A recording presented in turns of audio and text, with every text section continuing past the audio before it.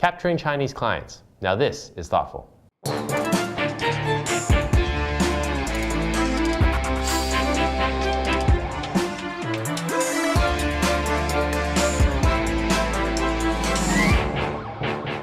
Hello, I'm Trevor Lai in Shanghai. To expand in China, global agency networks are trying to work with local companies. It's not always easy. Local companies don't operate like multinationals and have different views on marketing and branding. Some have a poor reputation for paying the bills and honoring contracts. But building a business in China requires building these relationships with local companies. We'll examine these issues, and our own PT Black will have a thought or two on connecting the dots between China's tradition of leadership and helping companies grow in China today. But first, we'll speak with Viveka Chan, CEO and Chairman of We Marketing Group. Viveka, your agency specializes in working with Chinese companies. What are some of the biggest challenges that you face when you're working with them? Working with local companies, I think the major difference is that Chinese companies are very quick. They expect you to be very fast in terms of speed to market. They're looking for agencies that are not just advertising agencies, because very often they may not have a full marketing team. And they expect you to almost play a role in their marketing. So very often when we work with Chinese companies, we're almost part of the team. We help them with the positioning, we help them with even suggestions on products, and on like how to build a total brand experience, etc. So you may get involved with them in a much bigger way. And do you think they understand how to build brands, or is that something that you have to educate them as their marketing partner? Actually, the spectrum is from here to here. So it's kind of difficult to generalize, but overall, now we have a bias sample because the people who come to us are those who already know that I need to build a brand. So they are maybe overall generally above average. But I would say overall, they may not exactly know how to build a brand, but they certainly know, they certainly have the desire. They certainly have the need. You don't have to tell them that you need to build a brand, why you need to build a brand. Otherwise, they won't come to us. But in terms of how, they may not have the total process, but I think overall they do have a pretty good concept. As I said, the spectrum maybe those are more sophisticated and those are less sophisticated. So we actually work with both. And some are so sophisticated that I think they have a very good sense of the market.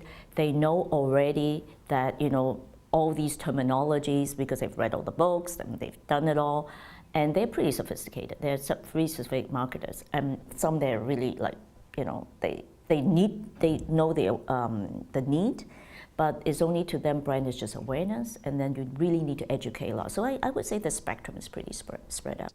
How do Western companies and Chinese companies differ in terms of how they operate? I think that first of all, Western companies are more structured. So they have already pretty set up teams that have very defined job specs. So this is the level a marketing director will get involved in, a brand manager, and so on. So it's actually easier for us because you understand the kind of the layering and how to deal with them. So they have, once you know the internal structure, then you can liaise with them quite easily. The Chinese companies usually are less structured. So very often, the boss, who is the entrepreneur, is still at the end of the day the decision maker. So for Chinese companies, I think it is really important for you or for the agency to have direct access to the decision maker, and to really understand what he needs to do. Now, you still have to work with the team, but very often, as I said, because the decision is less structured.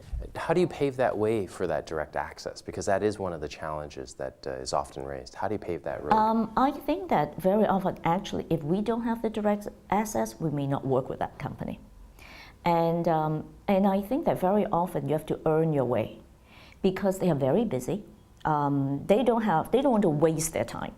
So they feel that, it is not something that they're just spending money, which is just do media, do some creative, which is not necessarily what they're most interested in.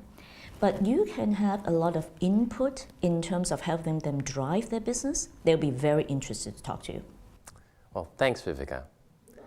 And here's PT Black with a thought or two about China's tradition of leadership and what it means for companies today. Leadership is one of the core topics in Chinese intellectual history. For thousands of years, people here have dealt with vast and complicated organizations and how to manage them.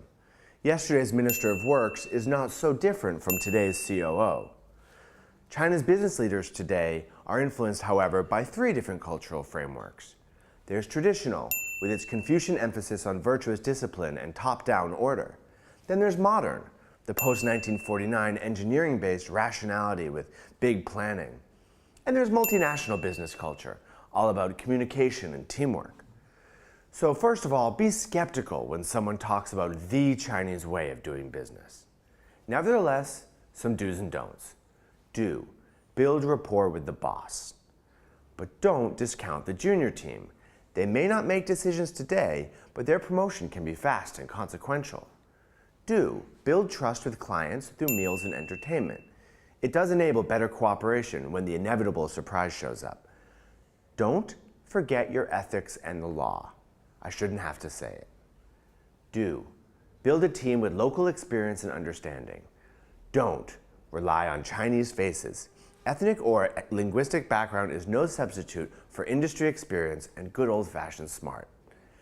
Do make a long-term commitment to China, but don't forget your biggest advantage, your international experience and training.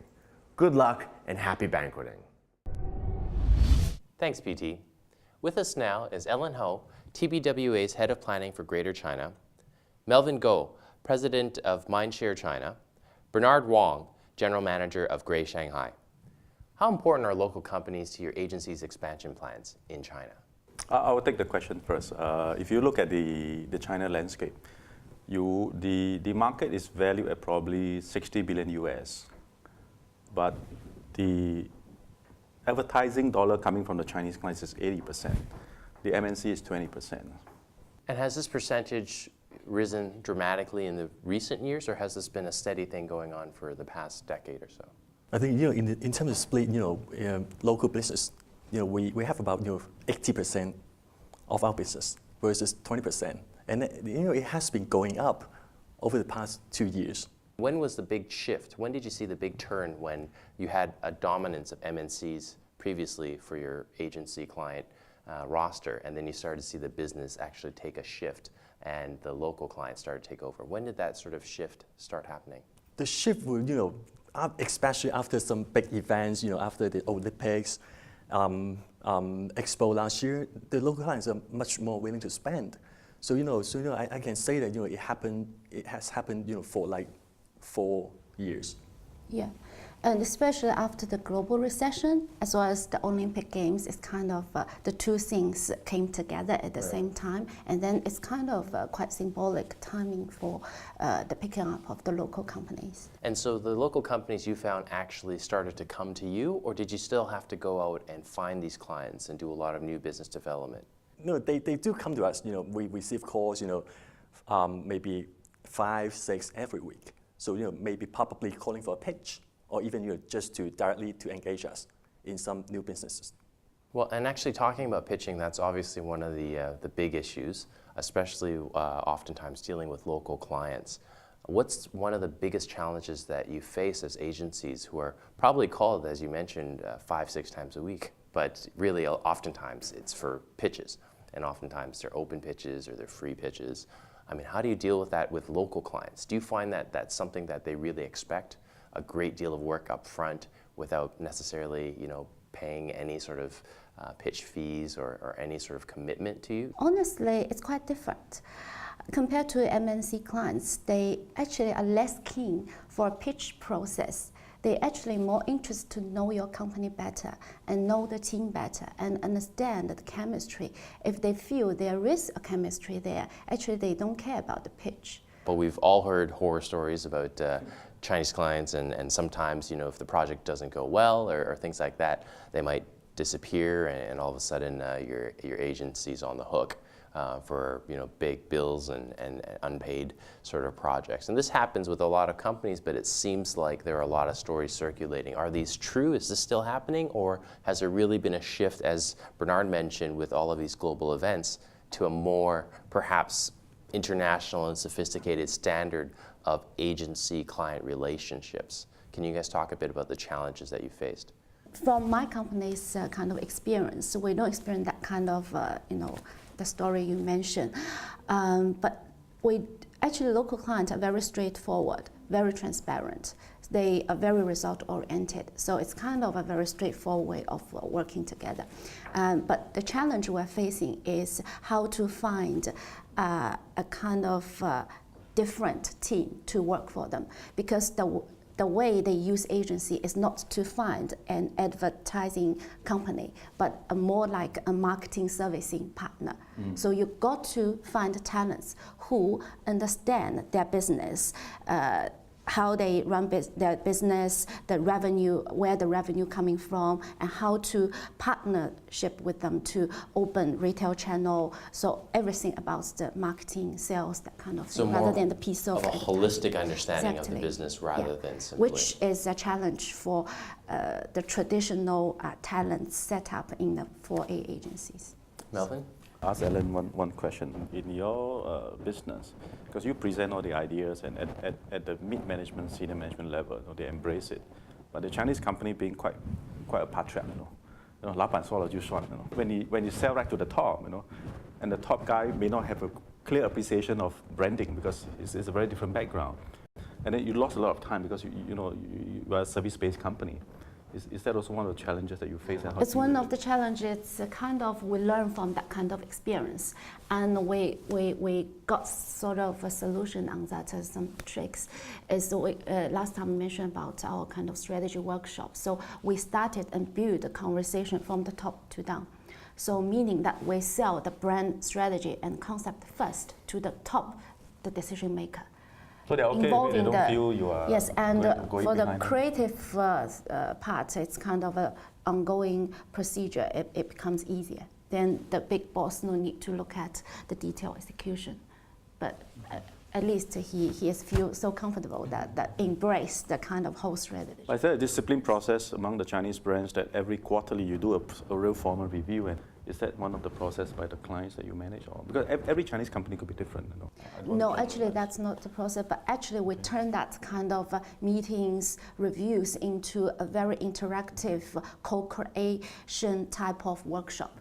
Then everyone inputs ideas rather than you just play the role as a judger to judge my thing. Then if they feel the output is kind of a result of co-creation. Strangely, we don't have that issue at all. In fact, when we compare, because I run the company, so I can see, and cash flow is very important, because today, you look at the interest rate 6.8% or 7%, you look at AC 2-3%, so if you don't manage it well, you're actually subsidizing the client. But when I look into the AR, in fact, it's the MNCs that's dragging the payment, not the local clients. That's very interesting. So that caught me, and because I look at the numbers, so it's not happening as far as my share is concerned. Ellen, Melvin, Bernard, thanks for joining us on Thoughtful China. That wraps it up for today. Be sure to subscribe to us on Tudo and YouTube, and you can also follow us on Weibo and Twitter. We'll see you again.